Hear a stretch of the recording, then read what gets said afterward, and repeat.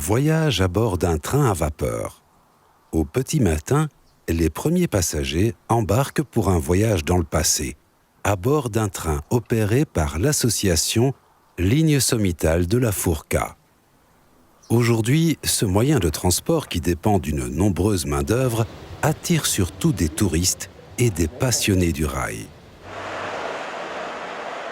Dès l'aube, le personnel de l'ALSF s'affaire en anticipation du trajet, préparant la locomotive pour cette belle journée d'été.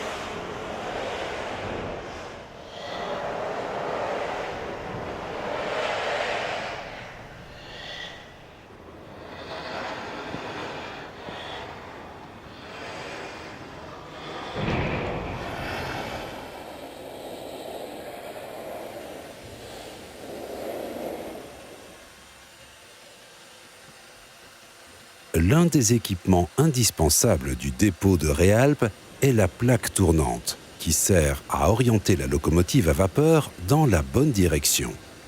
La locomotive est ici tournée pour charger plus de charbon, carburant indispensable pour franchir le col de la Fourca.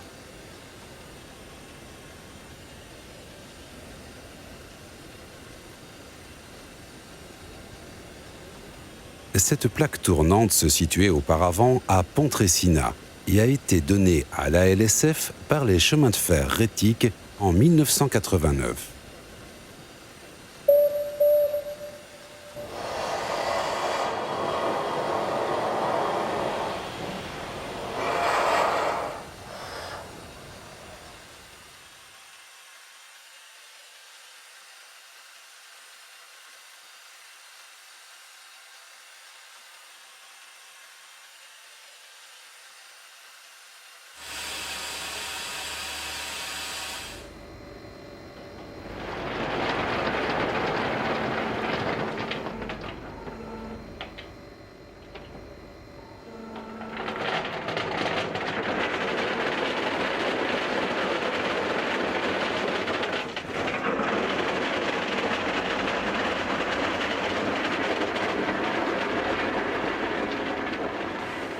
On remplit aussi les réservoirs d'eau de la locomotive.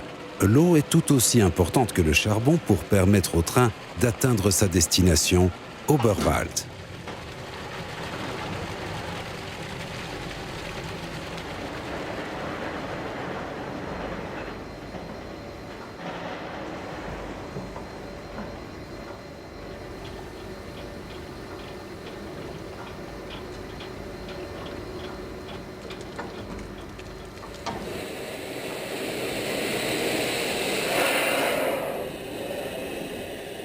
La locomotive se trouve sur la plaque tournante pour y être orientée en direction du train qui attend à la gare de Réalpes.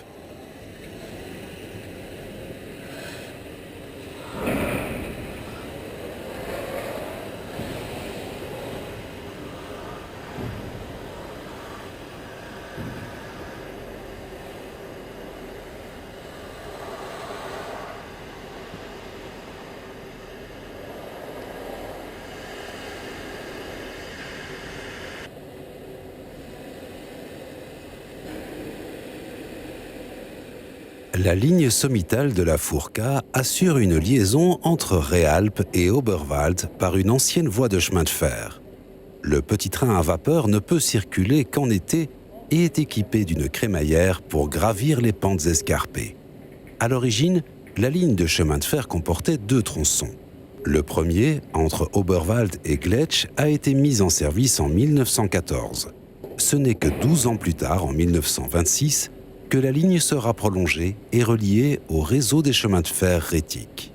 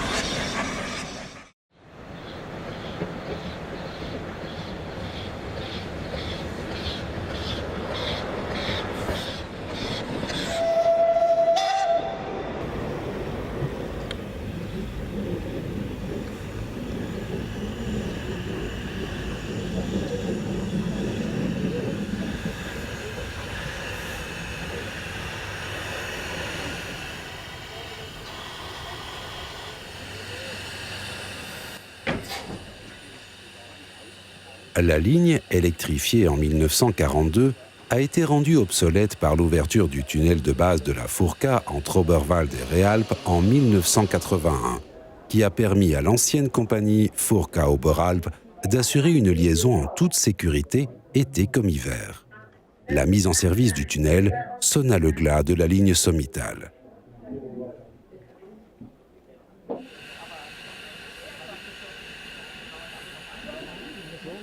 La ligne Sommital est longue de 17 km. Elle compte 4 gares et serpente sur un dénivelé de 794 mètres.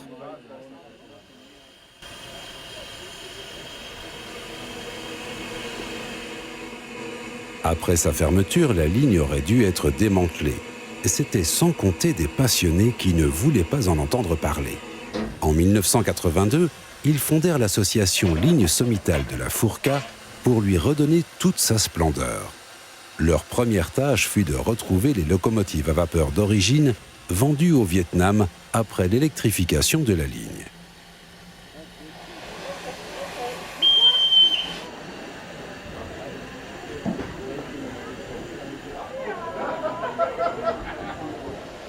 Crachant un panache de fumée, le train s'extirpe de la gare de Réalpes, prêt à gravir le col en direction d'Oberwald.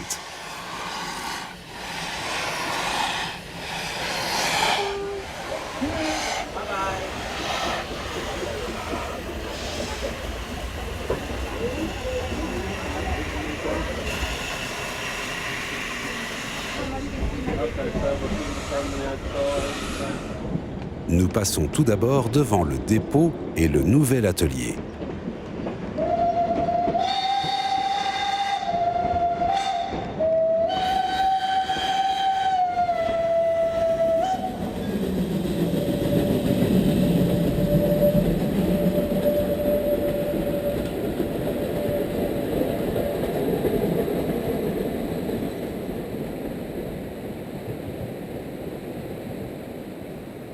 Alors que les bénévoles s'affairent en bordure de Réalpes, le train approche son premier tronçon à Crémaillère. Avec sa déclivité de 11%, cette pente serait impossible à gravir sans un petit coup de pouce.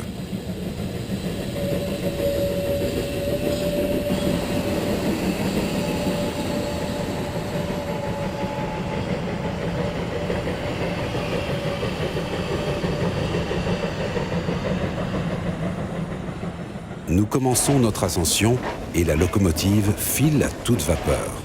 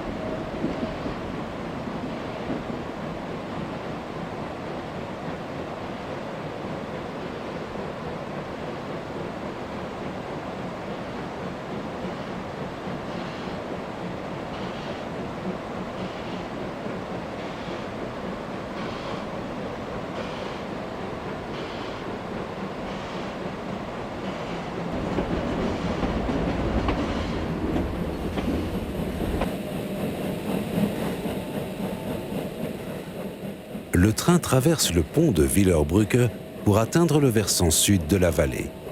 Ce pont en acier a été construit dans les années 1950 pour remplacer l'ancien pont en pierre, victime des éléments.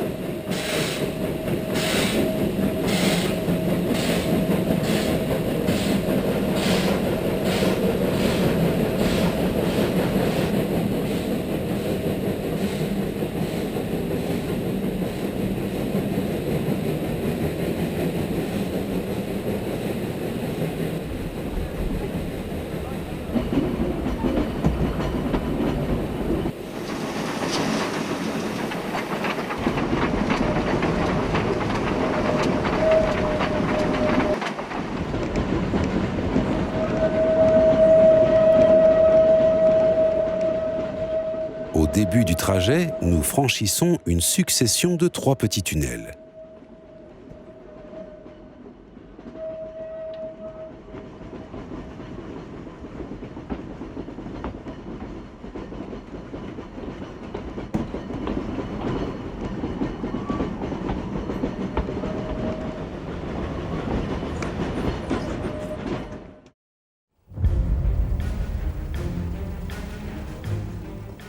Au printemps, la ligne de chemin de fer doit être sortie de son hibernation pour être remise en condition d'exploitation.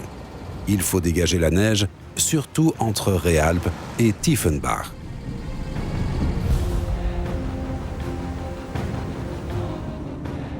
Les rails sont situés dans la partie nord de la vallée, où le risque d'avalanche peut persister jusqu'en mai. Les rails se sont déjà retrouvés enfouis sous 10 mètres de neige après une avalanche. Ces images datent de 1999, après une série d'avalanches colossales provoquées par d'abondantes chutes de neige. Selon certains habitants, il s'agissait de l'hiver le plus rude depuis la saison 1950-1951. Pour dégager une telle quantité de neige, il faut d'abord retrouver et marquer l'emplacement des rails. Après cela, un chasse-neige à turbine sur chenille dégage la majorité de la neige jusqu'à 1 mètre d'épaisseur.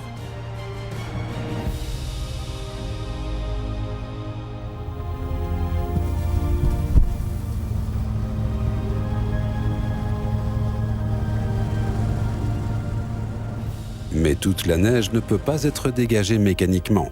Il faut parfois intervenir à la main, comme ici, au sommet de l'entrée du tunnel.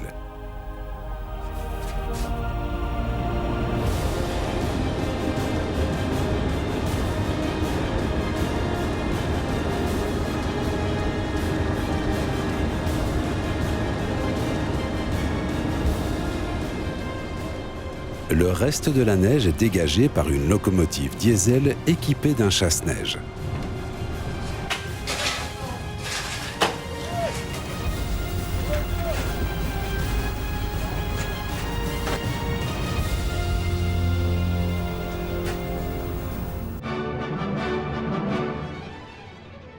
Ces images en noir et blanc montrent qu'avant, ce travail était surtout réalisé à la main. Ici, des ouvriers creusent des tunnels de neige. À l'époque, les trains les empruntaient pour circuler.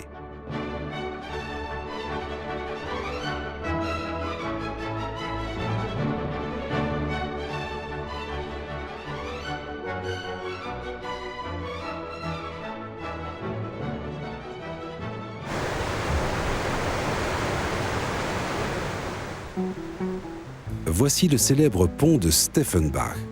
Datant de 1926, il enjambe une vallée latérale qui fait office de couloir d'avalanche. Le pont d'origine, en pierre, a été emporté par une avalanche avant même qu'un seul train ait pu l'emprunter. C'est pourquoi ce pont a été construit dans une structure en acier escamotable à la fin de la saison, qui n'a pas besoin d'être entièrement démonté. Une fois l'hiver passé, il peut être remonté.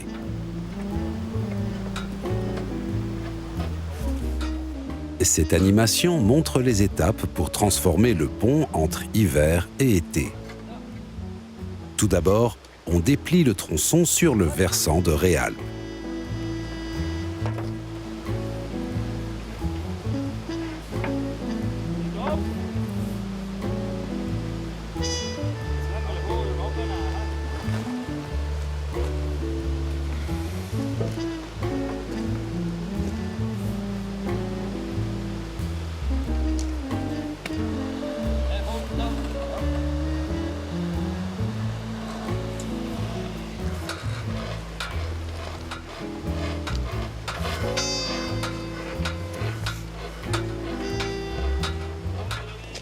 Déplacer les tronçons du pont demandait auparavant beaucoup de main-d'œuvre. Il fallait 4 hommes pour déplacer les treuils. Replier ou déplier le pont prenait toujours plusieurs jours.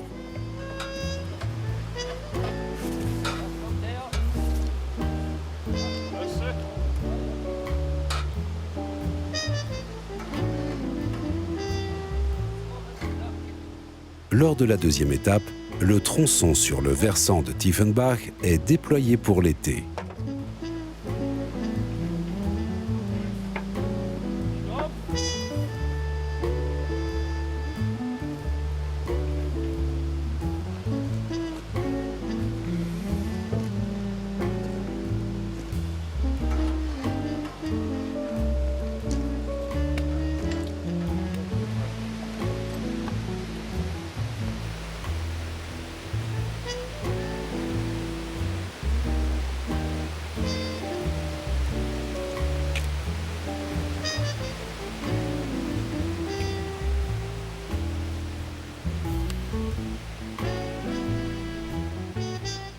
Enfin, la section du milieu est montée au treuil, la structure est verrouillée et les rails et la crémaillère sont finalement assemblés sur l'ensemble.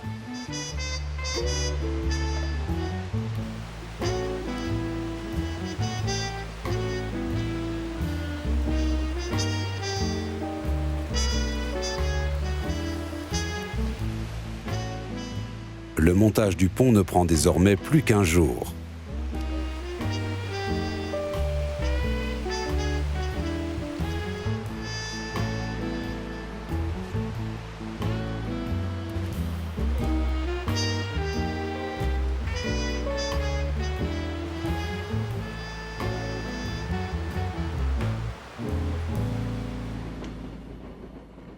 Les passagers qui empruntent les 3 petits tunnels et le pont de Steffenbach ne remarqueront qu'à peine le travail nécessaire pour préparer ce petit tronçon chaque année.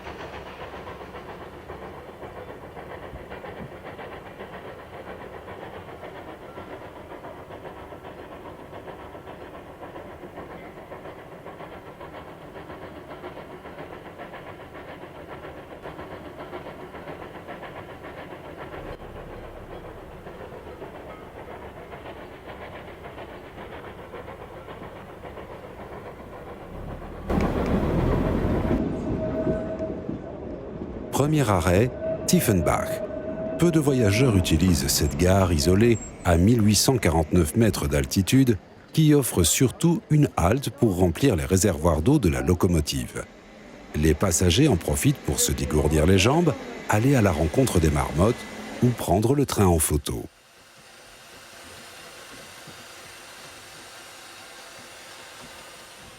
Une fois les réservoirs remplis, le train reprend son voyage vers Furka et Gletsch.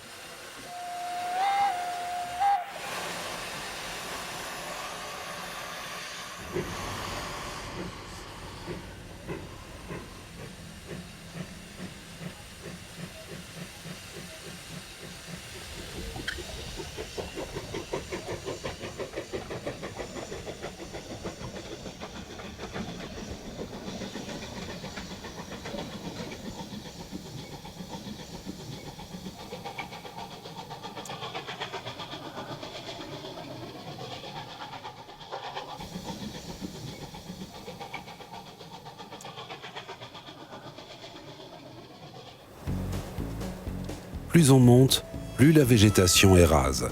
Les arbres ne poussent plus à cette altitude.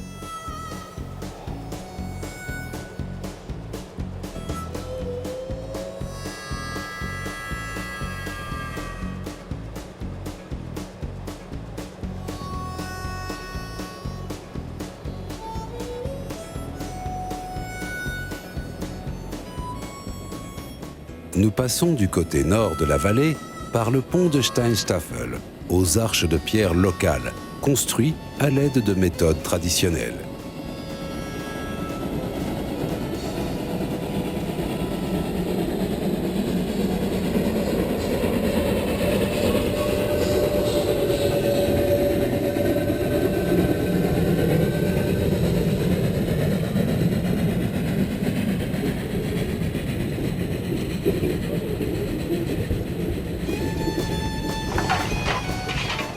Les chauffeurs redoublent d'efforts ici, car la pente à 11% demande énormément de vapeur et donc de charbon. Cette antique locomotive à crémaillère est une vieille dame née en 1913 qui demande un vrai savoir-faire. Une longue formation et des examens épuisants sont indispensables pour en devenir le conducteur.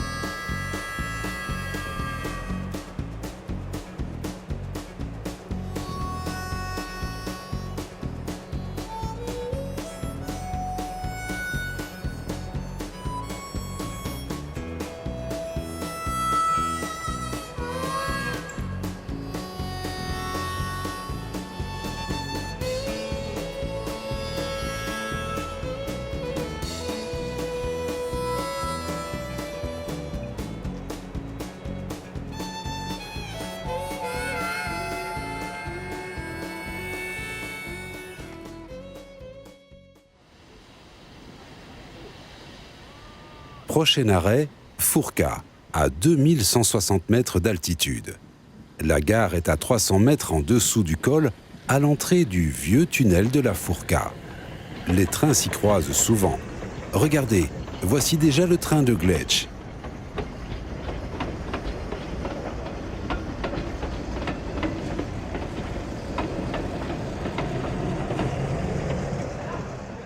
L'arrêt à Fourca est bref, mais suffisant pour acheter un petit pique-nique.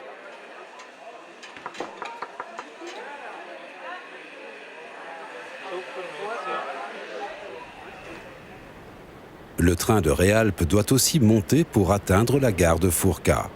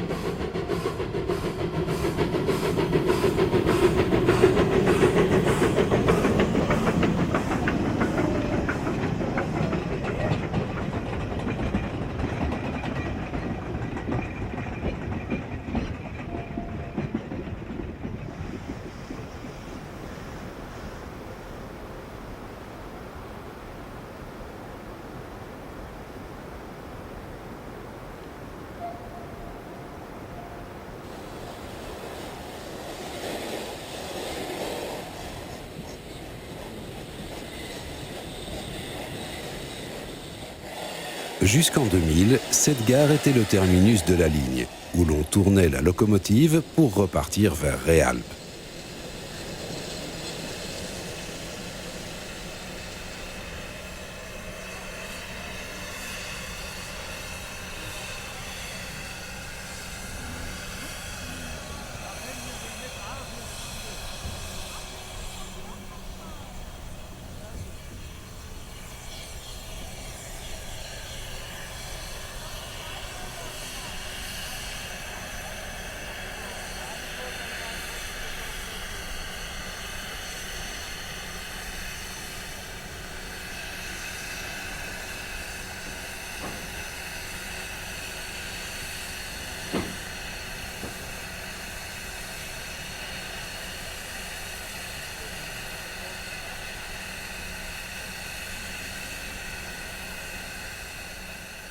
La gare de Fourca marque l'entrée du tunnel de Fourca-Scheitel, qui relie les gares de Fourca et Mutbach. En 2000, après des travaux de rénovation considérables, ce tunnel de 1874 mètres de long a été officiellement réouvert pour la ligne sommitale. À 2160 mètres d'altitude, il s'agit du tunnel ferroviaire le plus haut de Suisse. Il relie les cantons d'Uri et du Valais.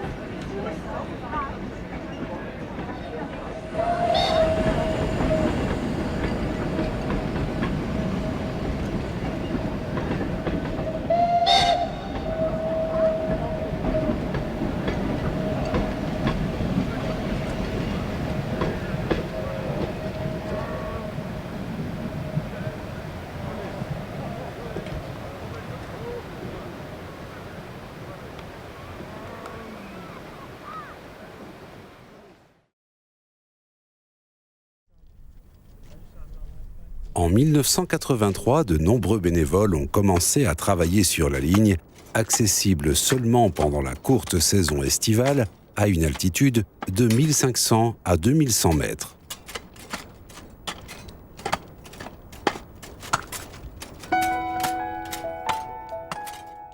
Des images de 1937 montrent ce qui a inspiré ces bénévoles. Le glacier du Rhône, ici encore dans toute sa splendeur, n'a cessé de reculer au fil du temps.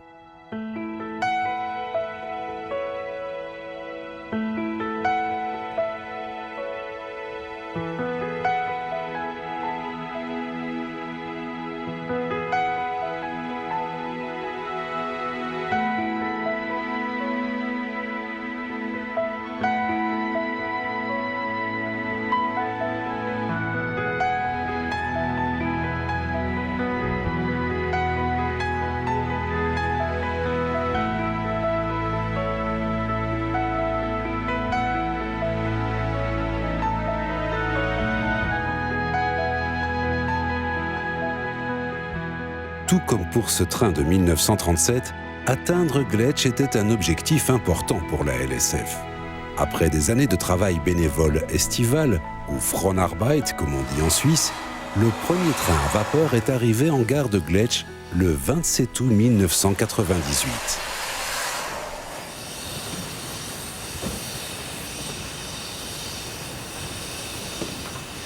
Mais tout restait à faire pour que le train puisse relier Oberwald, notamment réparer un aiguillage.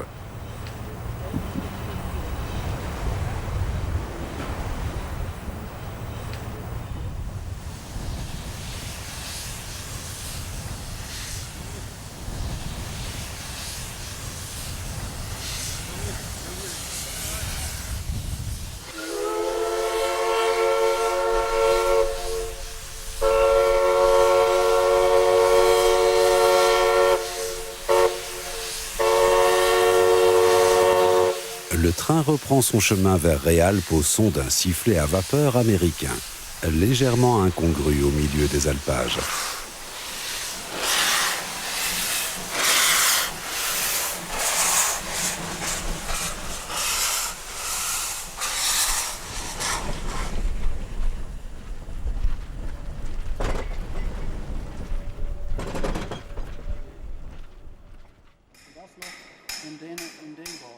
La LSF possède plusieurs ateliers en Suisse pour entretenir et rénover les équipements.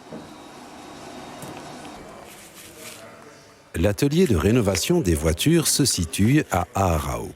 Bien que les voitures soient souvent de seconde main, elles deviendront parfaitement utilisables après une rénovation approfondie. Les ateliers sont aussi équipés d'excellents outils que les talentueux bénévoles utilisent pour créer toutes sortes de pièces détachées. La LSF rénove et entretient ses propres locomotives à vapeur. Ce sont des experts internes qui s'en chargent, car il faut un vrai savoir-faire pour rénover et entretenir une locomotive à vapeur à adhérence et crémaillère.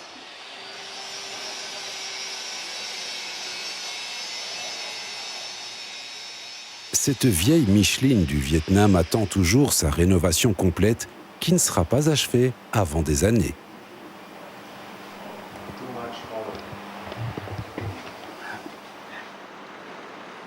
De nouveaux travaux étaient nécessaires avant l'ouverture du tronçon final de la ligne entre Gletsch et Oberwald.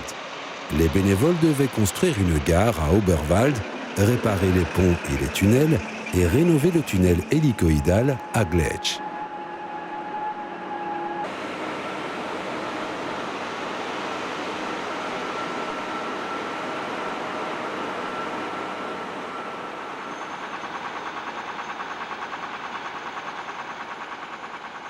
Pour commencer, les rails ont été réparés afin d'accueillir à nouveau des trains de construction.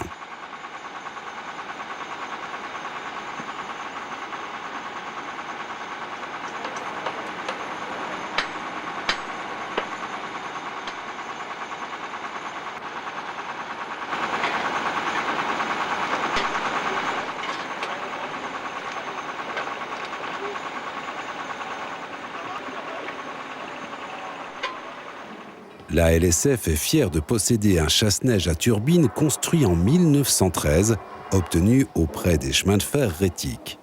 Ici, la chaudière est rénovée en interne. On remplace les conduits et les boulons principaux. Ici, on coupe le fil pour les boulons qui soutiennent la plaque du plafond de la chambre de combustion. À l'avenir, il sera sans doute possible de tourner des images de la ligne sommitale comme celle-ci, qui remonte à 1937. Cette locomotive à vapeur unique peut dégager la neige sur 2 mètres en travers de la voie en la rejetant sur 12 mètres de chaque côté des rails.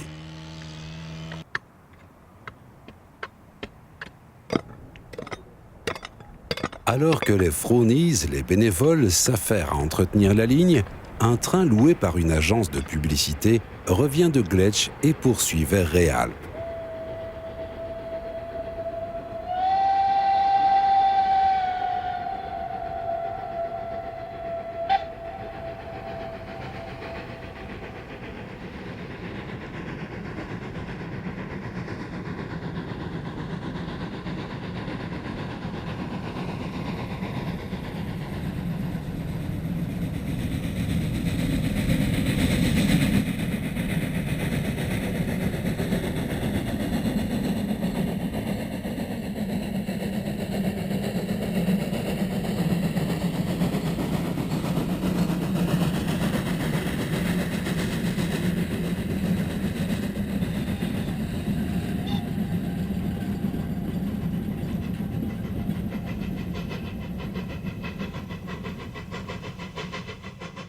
Voici la dernière montée avant la gare de Mudbach.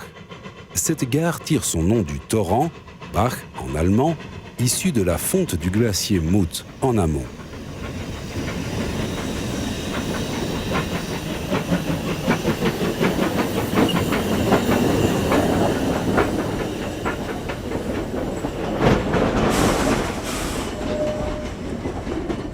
Elle a été construite sur les débris d'excavation du tunnel de Furka-Scheitel avant d'être inaugurée en 1926.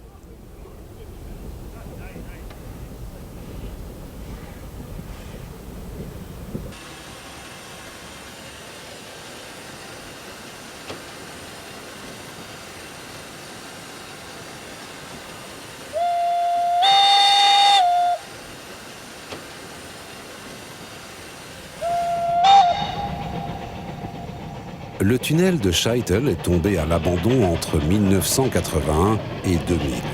Suite à de vastes rénovations, la ligne entre Furka et Gletsch a été réouverte et les voyageurs peuvent à nouveau rejoindre Gletsch en train à vapeur.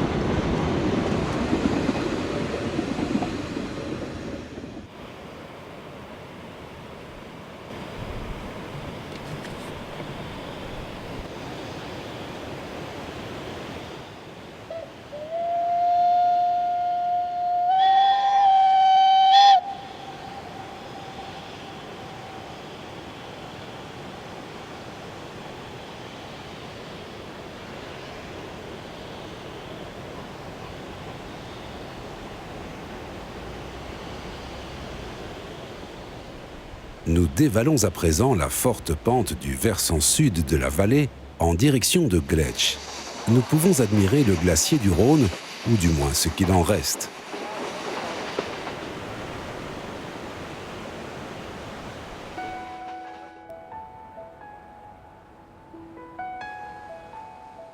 Gletsch est un village au carrefour des cols de la Furka et de Grimsel.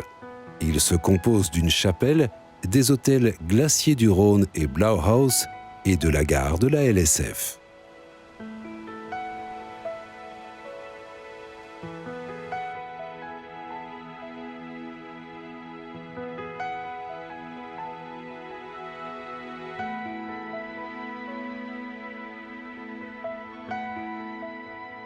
Demandez à un conducteur ce qui lui semble le plus important pour conduire un train et il vous répondra les freins.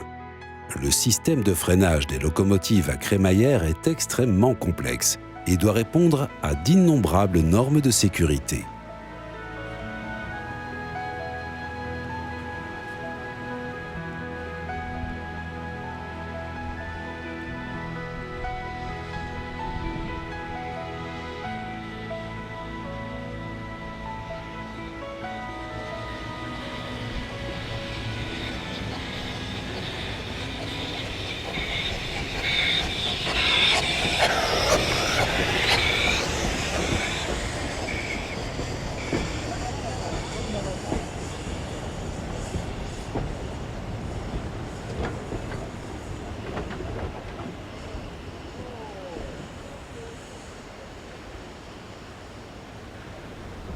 Les réservoirs d'eau sont à nouveau remplis à Gletsch.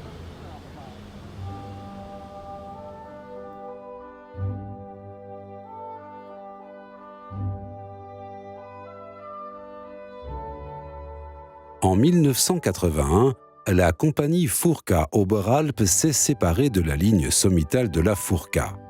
De 1941 à 1981, les trains électriques de la Furka Oberalp parcouraient l'ensemble de la ligne.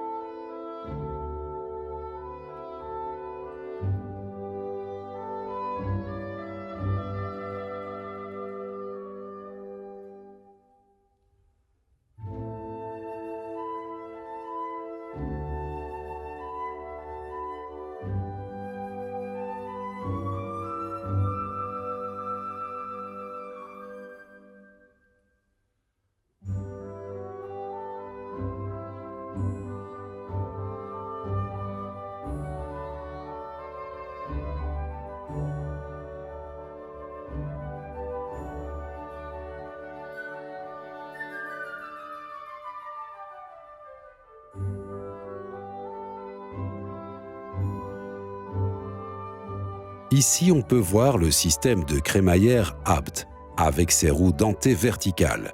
Celle-ci assure une traction fluide.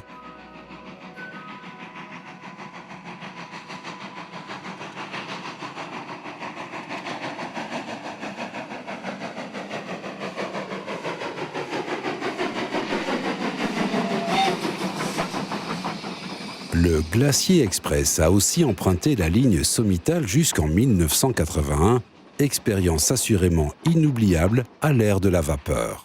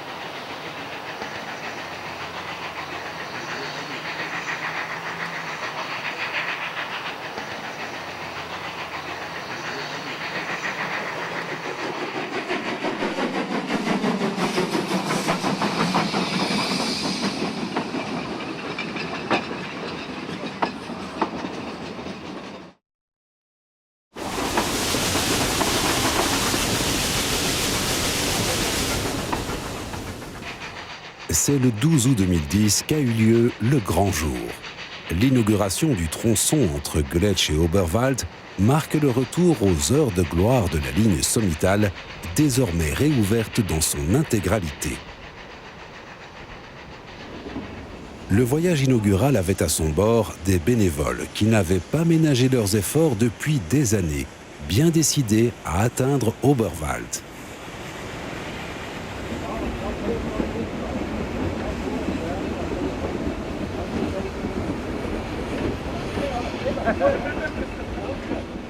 Après plus de 25 ans d'efforts, ces idéalistes avaient atteint leur but, faire circuler le tout premier train à vapeur entre Réalpes et Oberwald.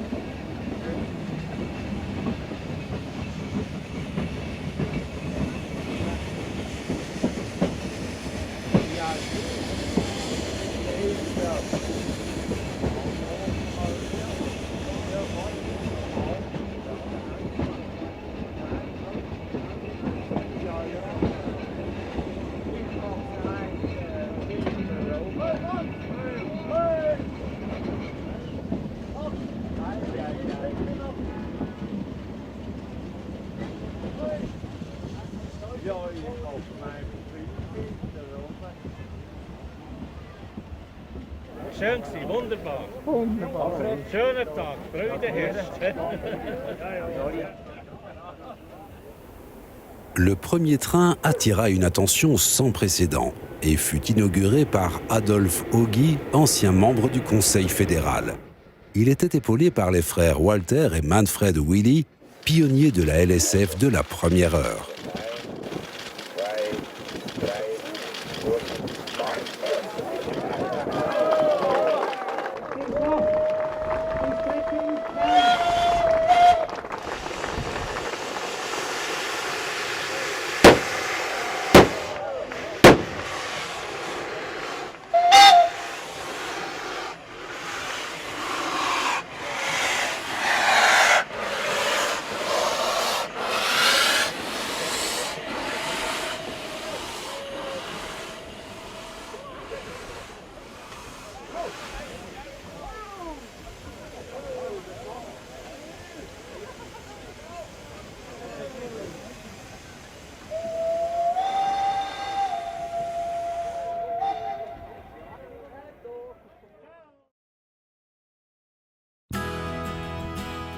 Ces trains sommitaux étaient utilisés pour circuler sur une crémaillère surélevée. Ce système n'est plus autorisé. La LSF a dû créer une solution à partir d'une crémaillère surbaissée, conçue et entièrement construite par l'association.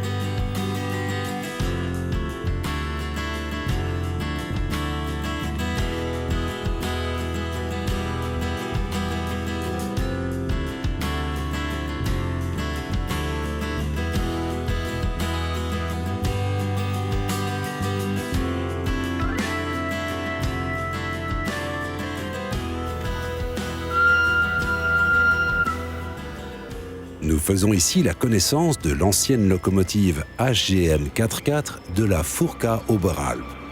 Donnée par les chemins de fer Matterhorn-Gotthard, cette locomotive à vapeur a retrouvé ses lettres de noblesse grâce à l'équipe diesel de la LSF.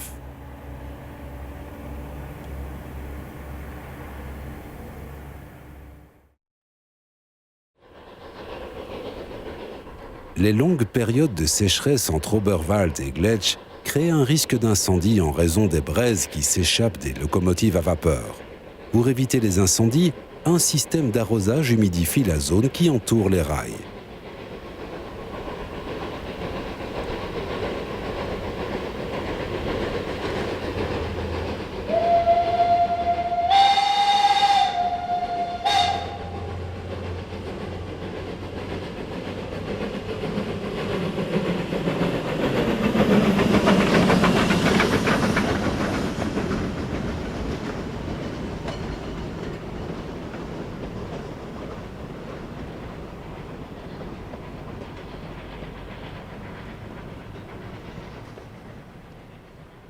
Ce système est généralement utilisé peu avant et peu après le passage du train.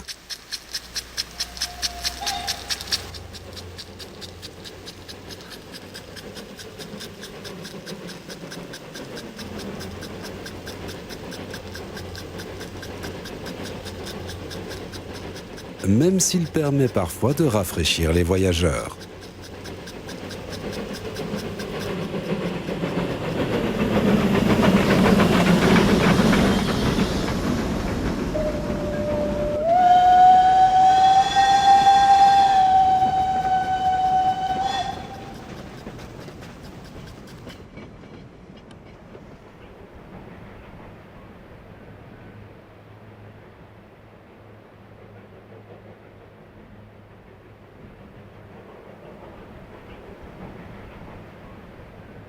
Les touristes raffolent du tronçon entre Oberwald et Gletsch.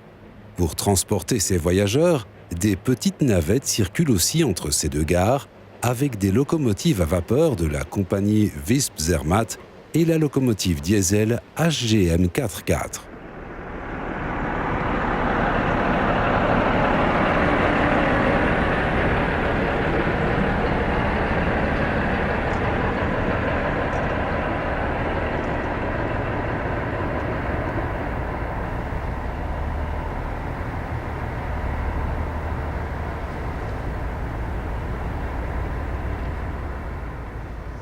Celle-ci a été utilisée pour la première fois en 1967 par la Furka Oberalp et sert désormais lors des coupures de courant, de l'entretien ou du déneigement.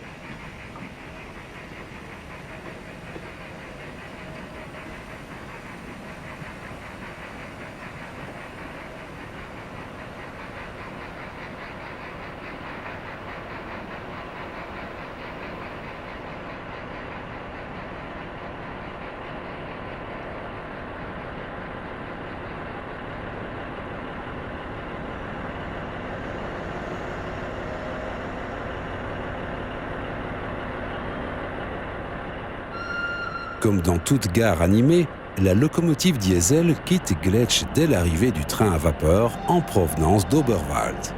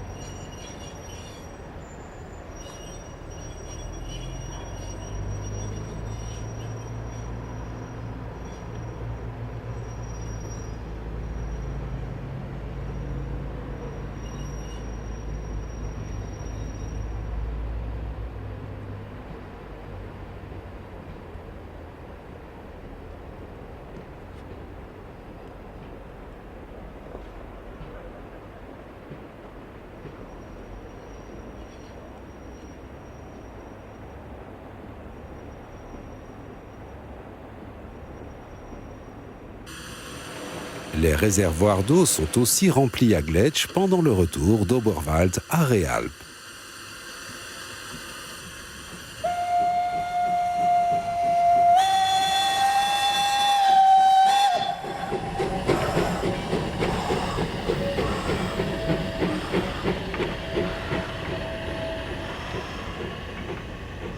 Le dernier train du jour gravit patiemment la crémaillère en direction de Réalpes.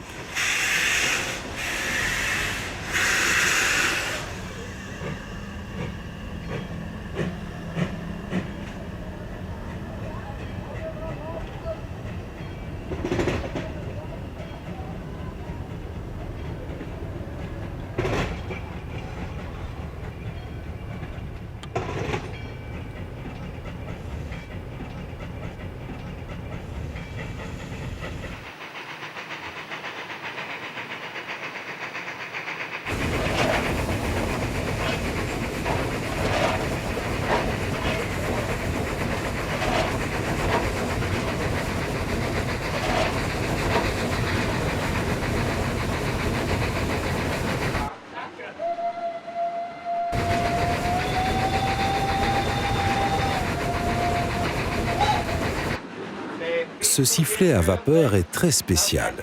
Il commémore une avalanche qui frappa le 15 mai 1965, emportant une locomotive qui déneigeait la voie et faisant 3 victimes à cet endroit. En leur mémoire, les locomotives qui passent sur les lieux de l'accident le font retentir.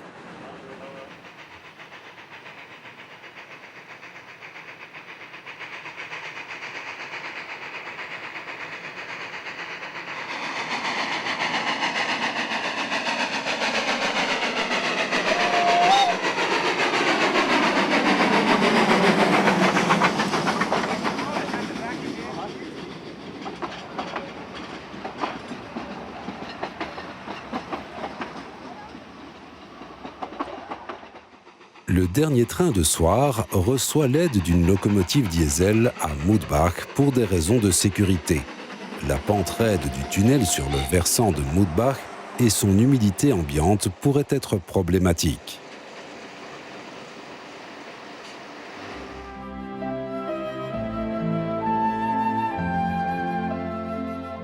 Le dernier jour de la saison, nous nous souvenons aussi de cette journée de 1981 où le dernier train des chemins de fer de la Furka Oberalp a traversé les montagnes.